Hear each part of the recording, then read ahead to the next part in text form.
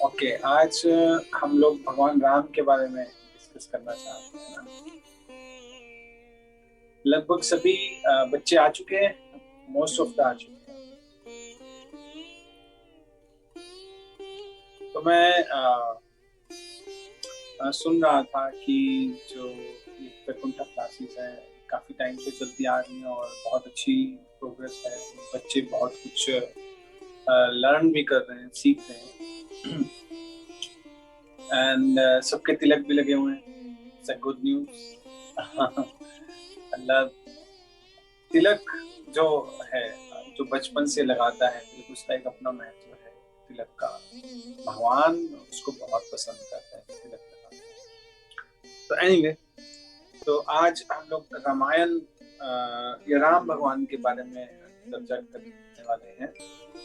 भगवान राम की स्तुति में बहुत सारे आचार्यों ने ग्रंथ लिखे हैं, टीकाएं लिखी हैं। और एक जो वाल्मीकि रामायण है, जो मूल स्रोत है या मुख्य रूप से जिससे हमें राम भगवान के बारे में ज्ञान होता है। जैसे भागवतम है भगवान कृष्ण के लिए, तो ऐसे ही रामायण है राम भगवान को जानने के लिए। कुछ लोग वाल्मीकि रामायण भी पढ़ते हैं या जिसको हम रामचरितमानस के नाम से जानते हैं। लेकिन हम गौड़ीय वैष्णव जनरली रामायण पढ़ते हैं जो वाल्मीकि जी ने लिखी है। मतलब भगवान राम के टाइम से चलती आ रही है, सतयुग के टाइम से। तो ये जो रामायण है, इसमें 6+1 7 कांड हैं तो। और पहला मतलब चैप्टर्स को कांड कहा गया। तो पहला जो चैप्टर है उसका नाम है बालकांड। तो आप सब भी बच्चे हो, वो भी बालकांड है। लेकिन जो रामायण में बालकांड को बालकांड पता है क्यों कहा गया? क्यों कहा गया बालकांड? उसको इसलिए नहीं कहा गया कि उसमें भगवान राम के बचपन की लीलाएं, सिर्फ इसलिए नहीं कहा। बालकांड इसलिए भी कहा गया है क्योंकि एक बालक का एक स्वभाव भी होता है कि बालक जो है बड़ों का कहना मानता है, उसे जो कहा जाए वो करता है। ये भी एक स्वभाव होता है अच्छे बच्चों का। और भगवान राम जो है, उन्होंने बालकांड में एक तो जो विश्वामित्र आए थे उनका कहना माना। उनके कहने पर भगवान राम जो है उन्होंने उनके यज्ञ की रक्षा की। और फिर क्या कहते हैं उससे पिताजी को की आज्ञा का भी पालन किया था और वनवास में। इसलिए इसको बालकांड कहा। और बालकांड में पहला शब्द जो है वो सबसे इंपॉर्टेंट है। अगर आप कोई भी ग्रंथ देखेंगे ना, कोई भी ग्रंथ, उसका पहला और अंतिम जो शब्द है ना वो इंपॉर्टेंट है। भगवद गीता का पहला शब्द क्या है? कौन बताएगा? भगवद गीता का पहला शब्द क्या है? पावनी। कौन सा शब्द है पहला? धर्म का क्षेत्र। हाँ, धर्म क्षेत्र। तो धर्म यानी कि भगवद गीता जो है वो धर्म की स्थापना करती है, या वो हमें बताती है कि हमारा वास्तविक धर्म क्या है। हम लोग भगवान की सेवा के लिए बने हैं, ये हमारा वास्तविक धर्म है। और धर्म को कैसे प्राप्त करना है, यानी कि भगवान को कैसे प्राप्त करना है, उसकी जो प्रोसेस है वो क्या है, उसके बारे में पूरी डिटेल है भगवद गीता में। धर्म से शुरू होती है और भगवान पर अंत होती है। उसी तरह वाल्मीकि रामायण जो है वो भी एक शब्द है जिससे शुरू होती है। और मालूम है वो कौन सा शब्द है? बोलो, क्या शब्द है वो? किसी को मालूम है वाल्मीकि रामायण? नहीं? ओके, मैं बताता हूँ। बालकांड में जो 7 कांड है, उसका जो बालकांड है, बालकांड में भी कई सर्ग है। सर्ग भी आपको बताता हूँ। सर्ग होता है कि चैप्टर के अंदर चैप्टर। तो इसमें 77 सर्ग है, 77। ओके, बाल कांड में 77 क्या है, सर्ग। और प्रथम सर्ग जो है, यानी कि बाल कांड का जो प्रारंभ है, उसका जो पहला शब्द है वो है तपा। तपा कि उसमें कह रहे कि तपस्वध्याय निरतम तपस्वी वाग विदाम्बरम नारदम परिप्रच्छ वाल्मीकि मुनिरपुंगवम। कि इसमें लेखक कह रहा है कि जो वाल्मीकि जी, उन्होंने नारद मुनि से पूछा, और नारद मुनि कौन है, नारद मुनि के बारे में बता रहे हैं कि तपा यानी कि जो तपस्वी, तप से शुरू होता है, यानी कि जो राम रामायण है हमें तपस्या करना सिखाए, हमें तपस्वी बनना सिखाए, तप के बारे में बताए। जैसे पूरा अगर हम लोग राम भगवान के चरित्र के बारे में देखें, पूरा रामायण पढ़ें, उसमें हम देखते हैं कि राम भगवान ने बहुत सारा जो है तपस्या की। पहले विश्वामित्र के साथ गए थे, उनके यज्ञ की रक्षा की थी।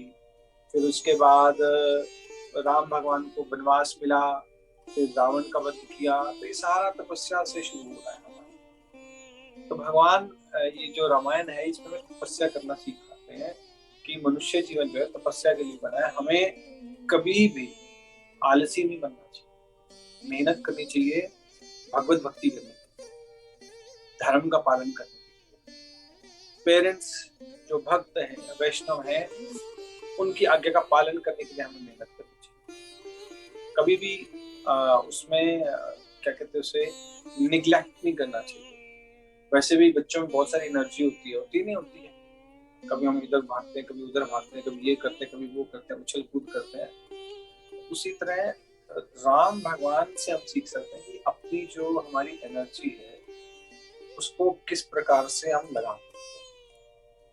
अच्छा, जो वानर है, वानर यानी कि वानर का मतलब होता है जो भगवान राम की सेना में थे जब राम भगवान रावण के साथ युद्ध करने जा रहे थे।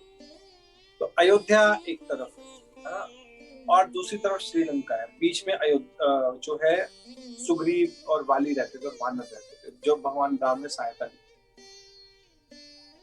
तो वानरों की सहायता इसलिए ली थी कि क्या ये मनुष्य जैसे जो दिखते थे पर थे नहीं। तो वैसी हालत हमारी है। हम लोग चाहें तो रावण के पक्ष में चले जा सकते हैं, असुरों के पक्ष में, हम चाहें तो राम भगवान के पक्ष में भी जा सकते हैं, दोनों तरफ जा सकते हैं। तो ये हमारे ऊपर है कि हम लोग क्या करें। हम रावण की तरह गंदे बन सकते हैं, लेकिन हम लोग वाली या अंगद या सुग्रीव की तरह या हनुमान जी की तरह अच्छे भी बन सकते हैं, है ना। जैसे आजकल के मॉडर्न बच्चों में हर किसी का अपना अपना एक वो होता है ना, हीरो होता है। किसी का सुपरमैन है, किसी का स्पाइडरमैन है, किसी का एंटमैन है, किसी का छोटा भीम है। लेकिन हमारे जो सुपर हीरो है वो कौन है, हनुमान जी। उनके बारे में आप पढ़ सकते हो, सुन सकते हो, जान सकते हो किस प्रकार कितने हीरोइक एक्ट्स किए उन्होंने। लेकिन सारा क्रेडिट उन्होंने किसको दिया, भगवान राम। Wonderful activities. और इसमें कह रहे हैं कि जो नारद मुनि है वो क्या है, तपहा, तपस्वी, जो भगवत चिंतन में निमग्न है। और जो गायत्री मंत्र है उसका जो पहला शब्द है वो तपा है। मतलब उसका जो ओम भूर्भुवः स्वः है ना, मतलब उसका मतलब यही है कि तपा।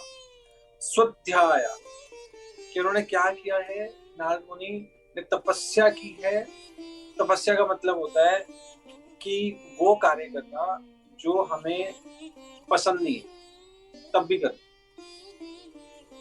लेकिन वो शास्त्रों में दिया, मन नहीं कर रहा फिर भी करना उसको। और स्वाध्याय यानी उसको बार बार रटना है जब तक वो चीज समझ नहीं आती। तो नारद मुनि ने इस प्रकार से किया है। निरतम, निरतम मतलब लगातार, गुणगान में लगे रहते हैं निरंतर। परिप्रच्छ यानी कि भागवतम, रामायण और भगवत गीता से या उनका भी अध्ययन करते हैं। वाग विराम, वेदों के ज्ञाता है। वरम सबसे श्रेष्ठ है। और बुल के समान है। बुल यानी कि बैल के समान, बहुत ही ताकतवर है, मतलब बहुत शक्तिशाली है। शेर भी लड़ने से एक बार डरता है बैल के साथ सामने।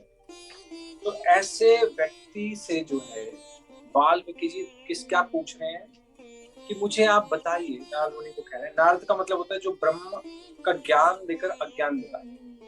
नारद का मतलब ही होता है कि जो अज्ञान मिटाए ब्रह्म विद्या देकर। और वाल्मीकि का मतलब होता है एक दीमक होती है ना, दीमक क्या बोलते हैं उसको, इंग्लिश में क्या बोलते हैं, एंटहिल। एंटहिल होता है, दीमक होती है ना। उसको उसके पहाड़, यानी कि जब वाल्मीकि जी तपस्या कर रहे थे तो उनका सारा शरीर जो थे दीमक खा गया। जैसे लकड़ी को खा जाती ना, बाहर से लकड़ी दिखते अंदर से खाती, ऐसे उनका सारा शरीर खा गया। लेकिन फिर भी वो राम भगवान का नाम लेते, उनकी आंखें बची थी, सिर्फ 2 आंखें। तो उन्होंने कहा कि मैं अभी, मुझे उम्मीद है कि भगवान मुझे दर्शन देंगे। तो फिर जब ब्रह्मा जी ने उनको भगवान आए, उन्होंने दर्शन दिए, उन्होंने कहा कि तुम्हारा नाम वाल्मीकि है, यानी जो दीमक से ढका हो। और धर्म अर्थ काम मोक्ष, इन चारों की चर्चा जो है रामायण में, ठीक है। जैसे और कहते हैं कि हमें जैसे कि राम भगवान जो है, जो बचपन में छोटे थे ना, छोटे थे जब पैदा हुए थे, छोटे छोटे शिशु थे, तो चारों रोते थे। 4 भाई कौन कौन से हैं? राम भगवान, राम हो गए, और कौन है? प्रभु जी लक्ष्मण शत्रुघ्न भरत। राम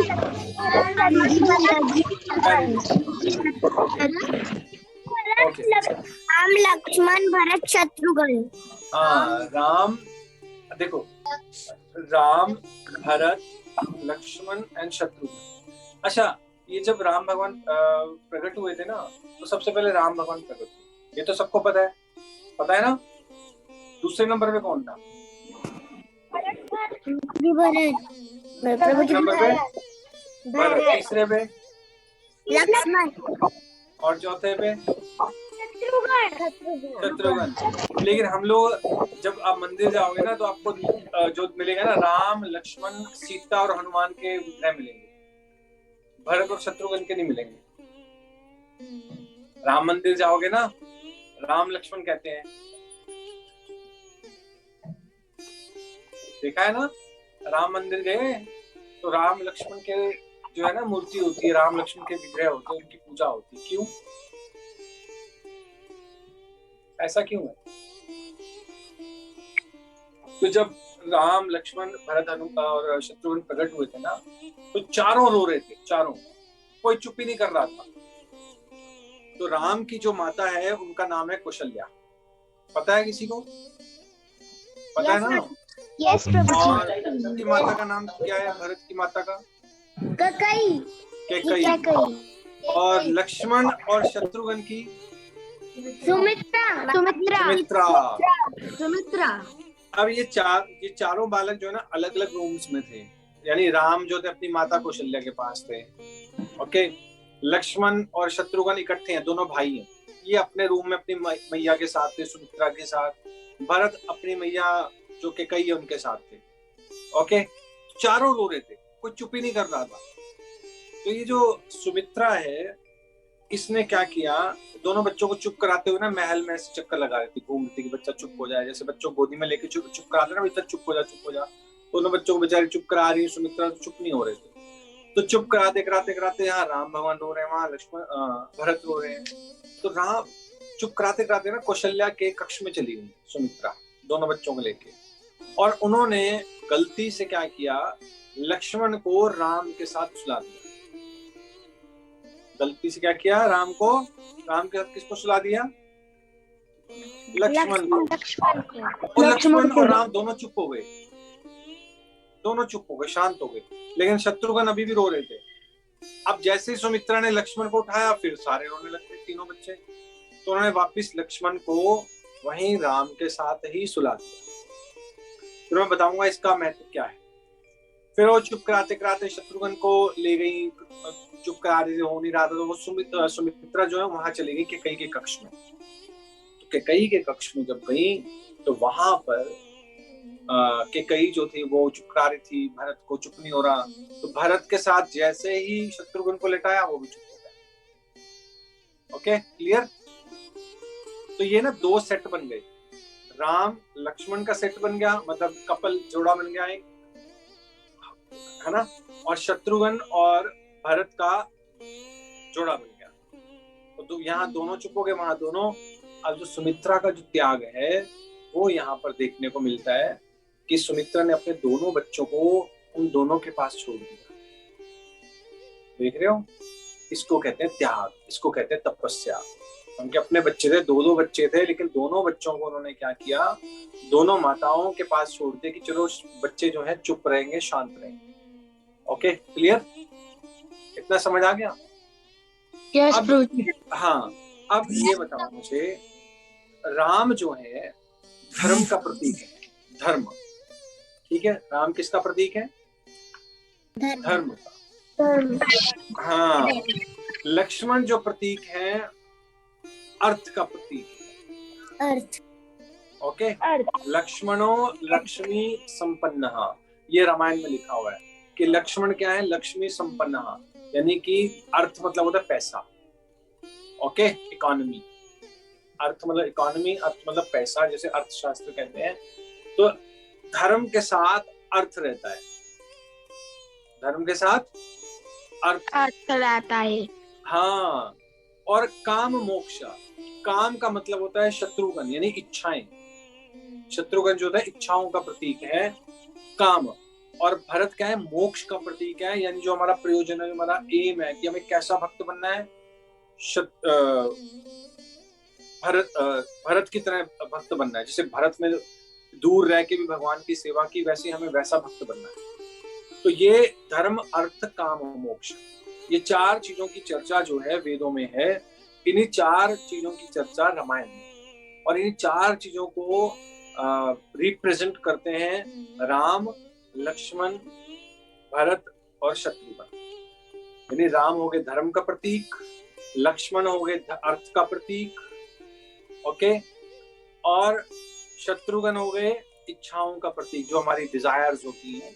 और मोक्ष यानी हमें भक्ति कैसे करनी है? भरत की तरह, मोक्ष यानी प्रयोजन जो है हमारा, उसकी तरह भक्ति करनी है, कैसे? भरत की तरह।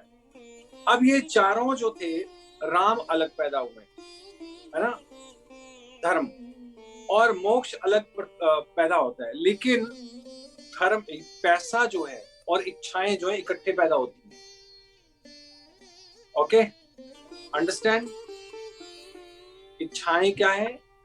दोनों इकट्ठे, इच्छाएं और यानी कि पैसा जो है वो इकट्ठे आती है। जहां पैसा होगा वहां इच्छाएं आएंगी, जहां इच्छाएं होंगी वहां पैसा आएगा। लेकिन ये चारों के चारों, धर्म, अर्थ, काम, मोक्ष, रोते रहेंगे अगर इनको इस तरह से अलग रखेंगे। अगर धर्म को हम पूछेंगे नहीं, मोक्ष को हम पूछेंगे नहीं, पैसे के पीछे पड़े रहेंगे और इच्छाएं पूरी करेंगे, या पैसा इसलिए कमाएंगे हमें इच्छाएं पूरी करनी है, इच्छाएं हैं इसलिए पैसा कमा रहे हैं, तो हमेशा हम दुखी रहेंगे, रोते रहेंगे, कभी सुखी नहीं होंगे। लेकिन अगर हम लोग अपनी इच्छाओं को मोक्ष की इच्छा बना दें, यानी भरत की सेवा में लगा दें, और अपने पैसे को भगवान की सेवा में लगा दें, तो सारे खुश रहेंगे, हमारा जीवन भी खुशहाल हो जाएगा। इसलिए राम की सेवा लक्ष्मण करता है, यानी धन जो है वो भगवान राम की सेवा में काम आता है। और शत्रुघ्न जो है, यानी इच्छाएं जो हैं वो होनी चाहिए कि हमें इस संसार से निकलना है, हमें भगवान का प्रेम प्राप्त करना है, तब हम लोग इस संसार में भी खुश रहेंगे।